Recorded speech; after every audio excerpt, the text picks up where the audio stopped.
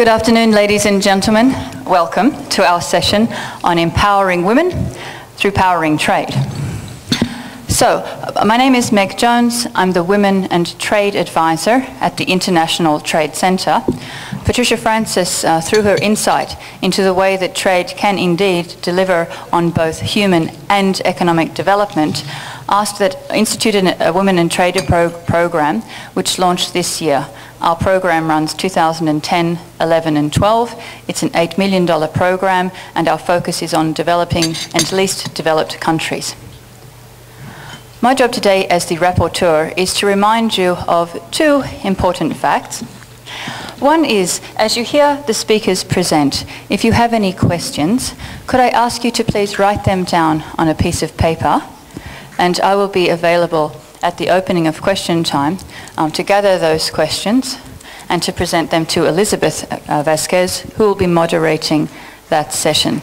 So as you think of questions, if I can remind you to jot them down on a piece of paper and hand them to me, I will then pass them to Elizabeth so that she can moderate the Q&A, which will be taking place at the conclusion of the presentations.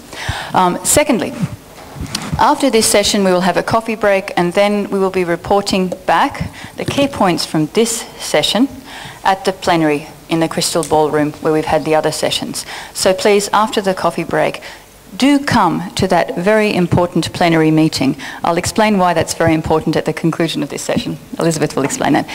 My job now is to, and it's my very, very great pleasure, to introduce Elizabeth Vasquez as the moderator of this session. Of Elizabeth's many accomplishments, she is the founder and director of We Connect International. We Connect International is a network of multinational corporations, many of them Fortune 500 companies. There are 45 corporations in the We Connect International network, and they have an annual spend of approximately $700 billion. Now, the other thing that's notable of note for the networks in the We Connect International Network is that they are specifically seeking to source goods and services from women-owned enterprises. And that is, of course, the subject of today's panel. We're looking at empowering women through powering trade. And so, without any further ado, I'd like to introduce and ask Elizabeth Vasquez to moderate the session. Thank you.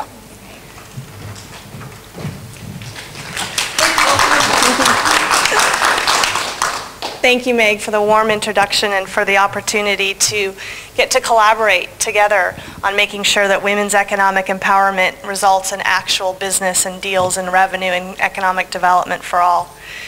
It is my great honor to be able to introduce Minister Malahoo Fort, Minister of Foreign Affairs and Foreign Trade from Jamaica. I'm not going to spend a lot of time on bios because I really want you to hear the substance of the incredible work that is being done by these leaders.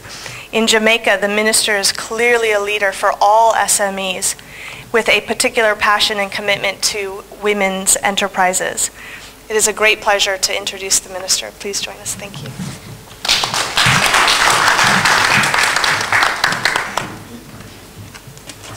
Thank you, Elizabeth, for your very kind introduction.